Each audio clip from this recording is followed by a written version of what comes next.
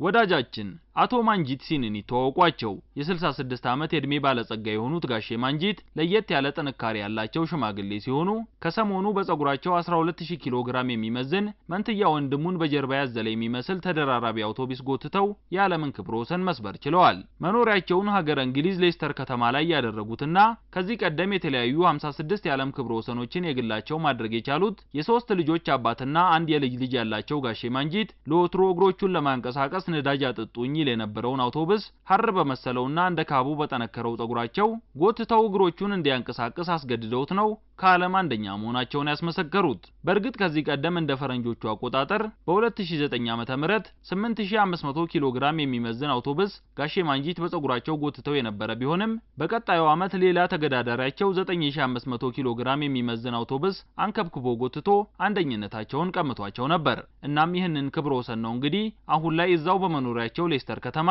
12000 ኪሎ ግራም የሚመዝነውንና 15 ሜትር የሚረዝመውን አውቶቡስ በፀጉራቸው ላይ ሸብ አድርገው ባሰሩት ገመድ ወደፊት ሂድ ብለው አራምደውት ማሻሻልና የግላቸው ማድረግ የቻሉት። ታዲያ ይህንን ትንግርታዊ ድርጊት ሲሞክሩ ጋሼ ማንጂት እንዲያው ባንዴው ዳይሺ ሰሩትን ልጎትት እሺ ያዝ እንግዲህ ብለው እንደቀላል ነገር አይደለም በስኬት ያጠናቀቁት። አራት ያልተሳኩ ሙከራዎችን ካደረጉ በኋላ ነው በስተመጨረሻ ተሳክቶላቸው የግዙፉን አውቶቡስ ጎማ እግሮች ያለመደባቸውን አንድ ሰው አናት ላይ ባሉ የፀጉር ዘለላዎች ተጎትተው መሽከርከር እንዲጀምሩ ያስገድዷቸው። በቤተሰቦቻቸው አበረታችነት አውቶቡስ ጉትታቸውን በድል ካጠናቀቁ በኋላ እህሳ እንዴት ነበር ተብለው ተጠይቀውም ፀጉሬን ታጠቤው ስለነበር ለስልሶ አሊዝ እያለ ቢያስቸግረኝም በድል አጠናቅቄዋለሁ ሲሉ በስተርጅናም ልዩ ብቃት ያልተለያቸው ጋሼ ማንጂት ምላሻቸውን ሰጥተዋል። ጋሼ ማንጂት ከዚህ ቀደም በዓለም ክብረ ወሰን መዝገብ ላይ ስማቸውን ካሰፈሩባቸው አስደናቂ ድርጊቶቻቸው መካከል እንዲሁ በጆሮአቸው ትልቅ አውቶቡስ የጎተቱበት ድርጊት ተጠቃሽ ነው። በጣም ከባዱ ክብረ ወሰናቸው ይሄው በጆሮ አውቶቡስ የመጎተቱ ነገር እንደሆነም ነው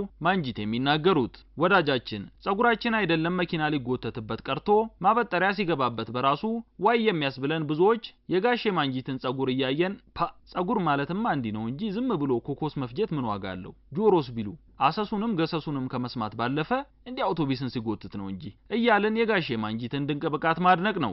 አደራ ታዲያ ደርሰው ለሞክር ብለው ጉድ እንዳይሆኑብን ይጠንቀቁ እያልን ልክ እንደ ጋሼ ማንጂት ፀጉርና ጆሮ ሁሉ ለየት ያለ ብቃት ያለውንና ዋሽንት የዋጠ እስኪመስል ድረስ ኩልል ያለ የዋሽንት ድምጽ በአፉ ብቻ እያንቆረቆረ ከሰሞኑ የማህበራዊ ትስስር ድረገጾች ላይ እየተንሸራሸረ ያለውን ኢትዮጵያዊ ታዳጊ ጋብዘኖት ተሰናበትን።